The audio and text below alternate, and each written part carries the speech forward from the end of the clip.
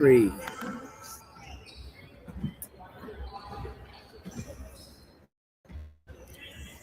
Hi, everybody. Welcome to Sentinel Sports Extra Cavaliers pregame report. Cavs versus the New York Knicks.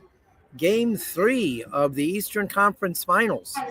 We're coming to you live from Rocket Arena.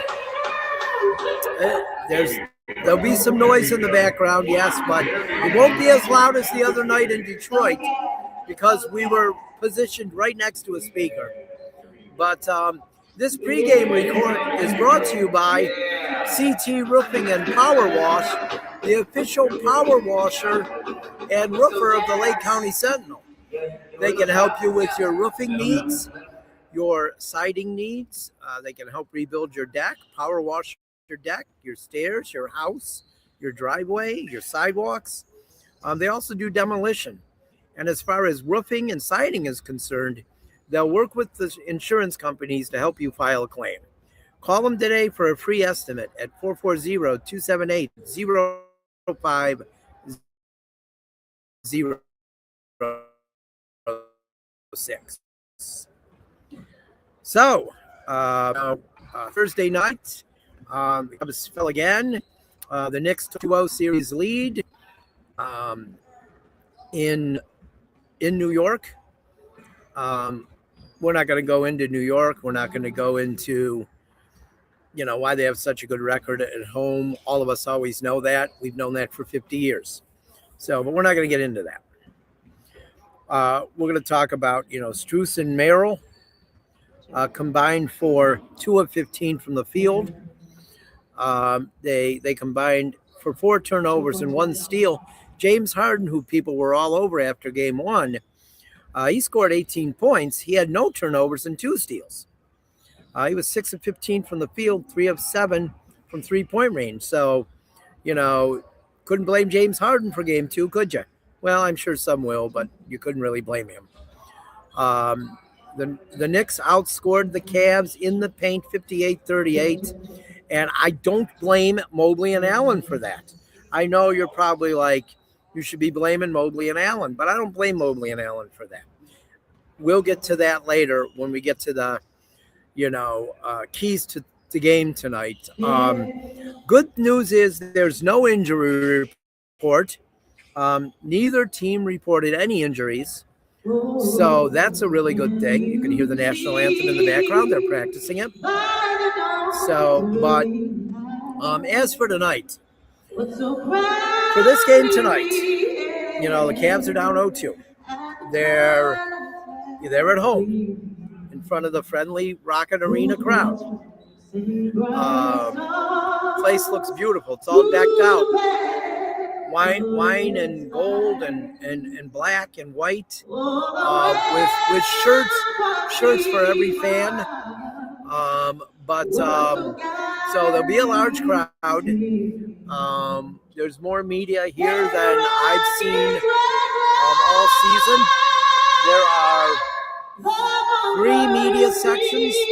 There's normally 1. So there's a lot of media here tonight. I'm glad I have a seat on the end. I got to thank whoever does the chart. It's either Jerome, Sam, or Devin. Whoever did it, I love my seat at the end of the row 3, and behind the basket. So that's nice. It's a good seat. But that's a really good national anthem. She did a great job.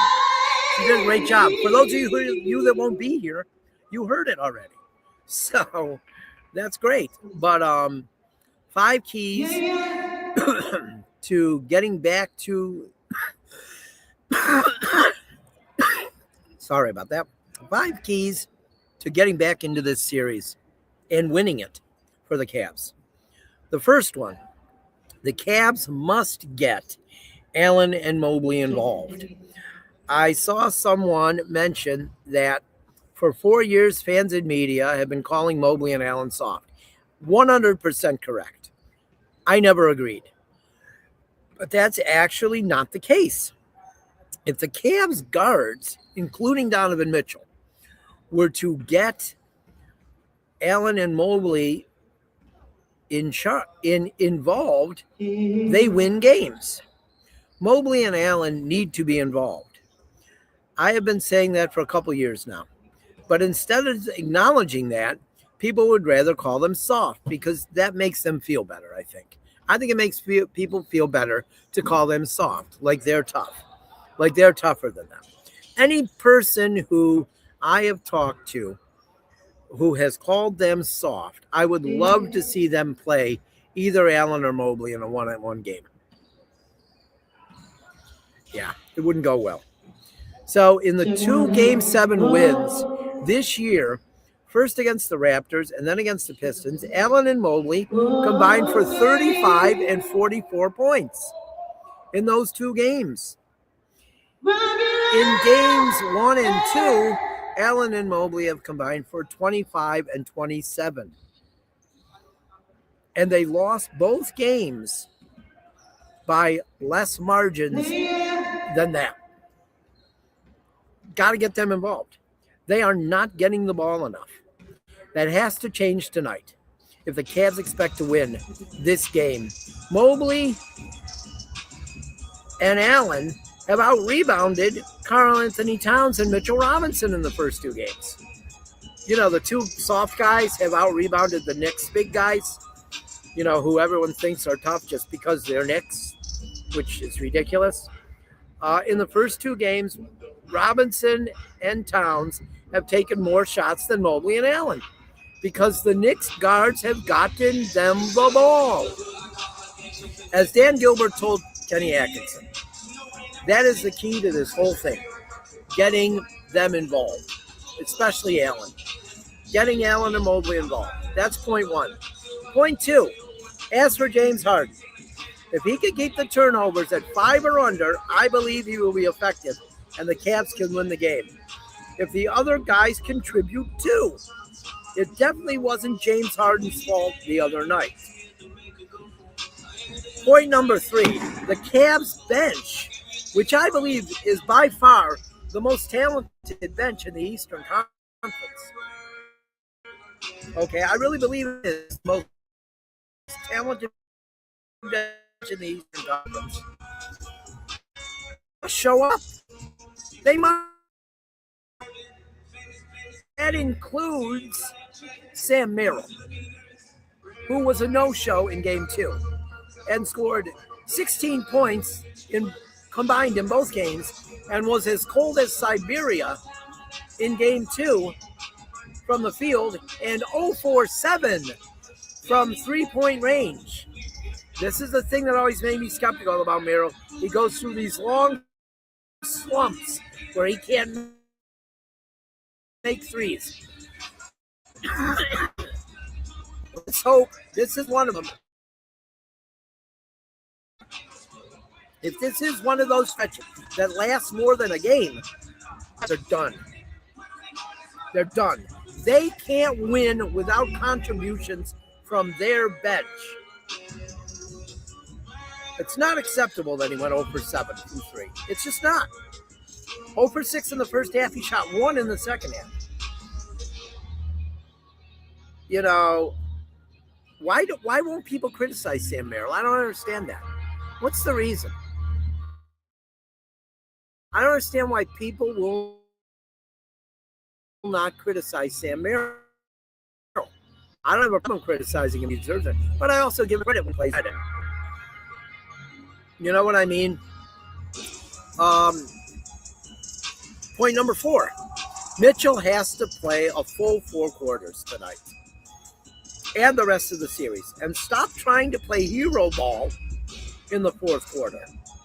Show up for all 4th quarters, not just one. All 4 quarters, not just one. He has to do that. He's got to stop taking those lazy ass layups and that he misses. God, I've never seen a guy who misses so many layups short of the rim. And he's a superstar. supposedly. So I don't know. He's got to play better. I'm sorry. He simply has got to play better. And he's got to get Mitchell and Mobley the ball. Him and Harden, and Merrill, and Strus. Who's ever at the guard at that point. Schroeder. Ellis if he's in. They have to get Mobley and Allen the ball. But that's point 4. Mitchell has to play all 4 quarters. 5, defense.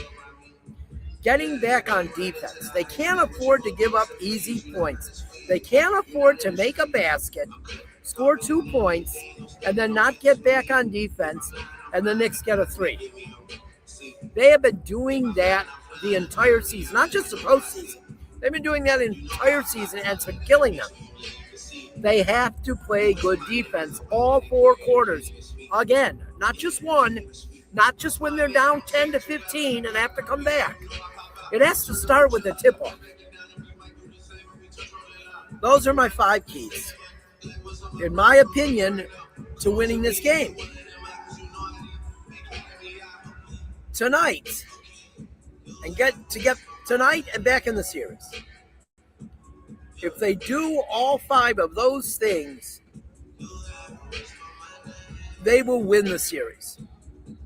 If they don't do all 5 things, it'll be hard to win this game, and the series could be over rather quickly. That's my opinion. I know I didn't play high school basketball, so I probably shouldn't have an opinion. And I've never coached basketball at any level, so I shouldn't have an opinion on this probably. Only people that did that should have opinions, right? But some of us have been around it for a long time, talked with NBA coaches about how you win games. And not one of those points I made wasn't something an NBA coach would tell me if I talked to him about this series. Not a middle school basketball coach. Not a guy that was pretty good in high school. A guy who's coached and won championships in the NBA. Those guys would say the exact same 5 things that I've said. Guys that you probably respect. Charles Barkley, Shaquille O'Neal, Kenny Smith. They said the same things. I believe all 3 of them played in the NBA and were pretty darn good. So I just think that, we have to see what's right in front of us. Calling Mobley and Allen soft, that's not a solution. A solution is getting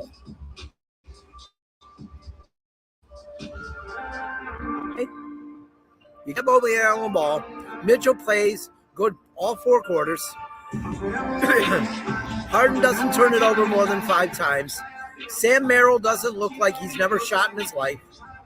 And Max Strus plays great defense. They win this game. The Knicks will not be able to overcome that. So that's what I got to say. We'll be back after the game to tell you what happened. And I'll give my opinion, my analysis, not my take. I'll never give a take. I hate that. It's an opinion. It's not a take. So I'll give my opinion after the game of what I saw. This team I've covered for 4 years. It's not like I just showed up yesterday. I've been covering them. I've been around Cleveland basketball for 30 years. 29. So it's not like I just showed up. But I just think those are the keys. And we'll talk about it later tonight if they achieve those keys. And I'll bet you if they achieve those 5 keys, they win this game. And I don't want to hear the crowd has to show up. The crowd has to be loud. Well, yeah, the crowd will be loud because that's what they do. The guys on the court have to play the game, though. Don't blame it on the crowd. Don't blame it on them. They're paying to get in. You're getting paid to win the game. So we'll talk to you after the game. Enjoy the game, and we'll see you right after. About a half hour after. Have a good night. And let them know.